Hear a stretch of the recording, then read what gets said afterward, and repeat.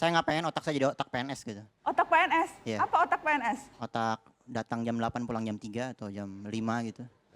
Dan hidup apa sih cuman duduk di depan komputer main Zuma kayak gitu.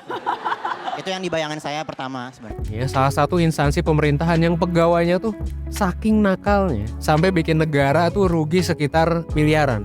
Intinya sekarang tuh kayak kok banyak banget ya PNS yang perilakunya tuh viral dan cenderung ngasih impresi negatif ke publik. Kepala seksi di Dinas Kehutanan ini dipastikan turun jabatan setelah tertangkap tangan tidak disiplin saat apel pagi di halal bihalal di Kabupaten Kuburaya. Ia diturunkan menjadi staf setelah diketahui duduk-duduk dan merokok di barisan belakang saat apel. PNS lain yang kedapatan tidak disiplin dipindahkan ke daerah pedalaman. Usai apel, para PNS juga diminta mengisi absen kehadiran.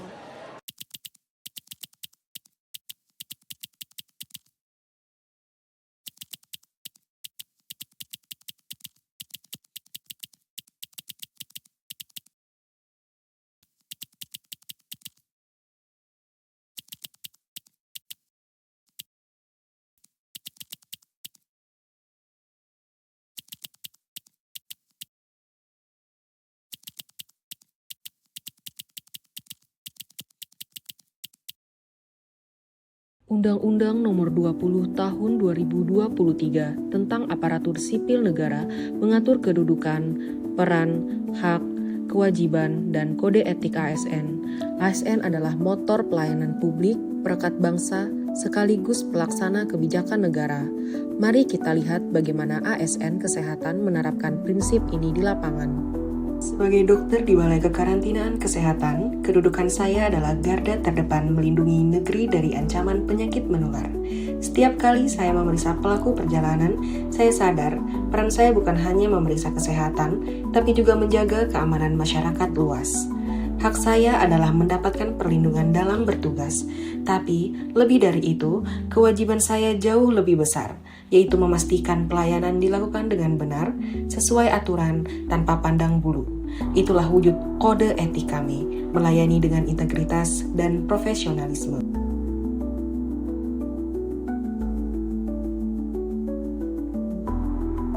Kita sebagai ASN memiliki kedudukan sebagai profesi yang menjalankan kebijakan publik. Di Balai Karantina, tugas kita menjaga masyarakat dari penyakit menular. Undang-Undang ASN menegaskan kedudukan kita sebagai profesi yang netral, bebas dari intervensi politik, dan menjunjung integritas, karena kesehatan rakyat adalah bagian dari kedaulatan negara. Bagi saya, menjadi ASN bukan sekedar status, tetapi amanah. Peran saya sebagai dokter di karantina adalah memastikan sarana kesehatan kapal memenuhi standar. Saat saya memberikan edukasi penggunaan obat pada awak kapal, saya teringat bahwa hak saya adalah terus mengembangkan kompetensi, tapi kewajiban saya adalah menyampaikan ilmu itu agar benar-benar bermanfaat.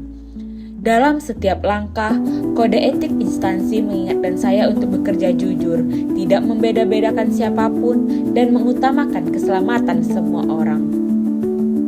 Peran ASN yang utama adalah pelayanan publik. Dalam kepenataan anestesi, kita memastikan pasien nyaman dan aman sebelum operasi. Selain itu, ASN juga berperan sebagai perekat bangsa. Di ruang operasi, kita bekerja dalam lintas tim profesi tanpa membedakan suku, agama, dan status pasien. Pasien yang akan menjalani tindakan sering datang dengan rasa cemas. Disinilah peran saya memastikan anestesi berjalan aman, sekaligus memberi ketenangan. Kedudukan saya sebagai ASN adalah bagian dari tim pelayanan rumah sakit yang harus selalu siap siaga. Saya berhak memperoleh pembinaan agar kompetensi saya terus berkembang. Namun, kewajiban saya lebih penting, menjaga keselamatan sepenuh hati. Kode etik profesi mengajarkan saya untuk penuh empati, menjaga rahasia pasien, dan selalu mendahulukan keselamatan mereka. Pegawai ASN melaksanakan pelayan publik yang profesional.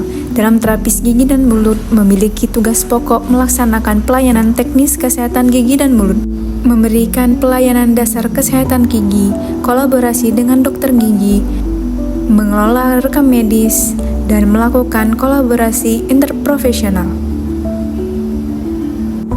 Saya melayani pasien dari berbagai usia. Kedudukan saya sebagai ASN adalah bagian dari tenaga promotif dan preventif di bidang kesehatan gigi dan mulut. Peran saya bukan hanya merawat, tapi juga mendidik. Saya berhak mendapatkan penghargaan sesuai kinerja, namun saya lebih menekankan kewajiban melayani masyarakat dengan ramah dan profesional. Kode etik instansi mengajarkan saya untuk selalu sopan, empati, dan mendahulukan kepentingan pasien di atas kepentingan pribadi. Undang-Undang ASN memberi kita hak atas penghasilan yang adil dan layak, jaminan sosial, perlindungan hukum, serta membangun kompetensi, termasuk hak untuk mengembangkan karir berdasarkan prestasi, dedikasi, dan integritas. Hak-hak ini memastikan kita terus memberikan pelayanan terbaik.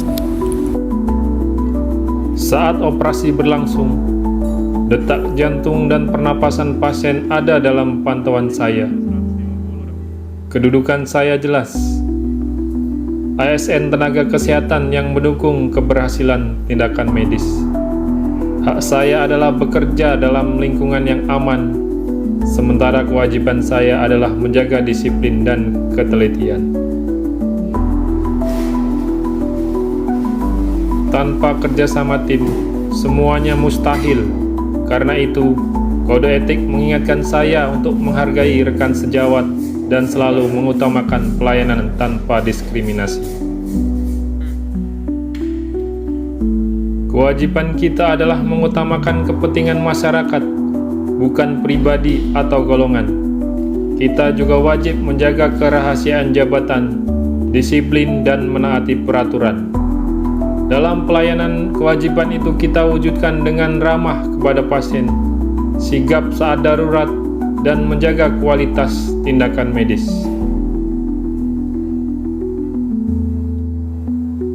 Dan jangan lupa, kewajiban kita juga untuk meningkatkan kompetensi agar pelayanan sesuai standar dan kepuasan pasien meningkat.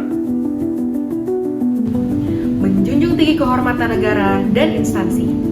Bekerja dengan jujur, objektif, dan akuntabel. Menjadi teladan dalam etika, disiplin, dan pelayanan.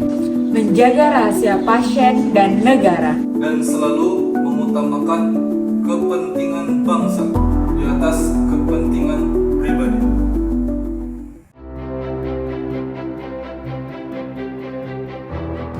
Undang-Undang ASN Nomor 20 Tahun 2023 menjadi landasan kuat bagi ASN untuk bekerja profesional, melayani publik, dan menjunjung tinggi kode etik.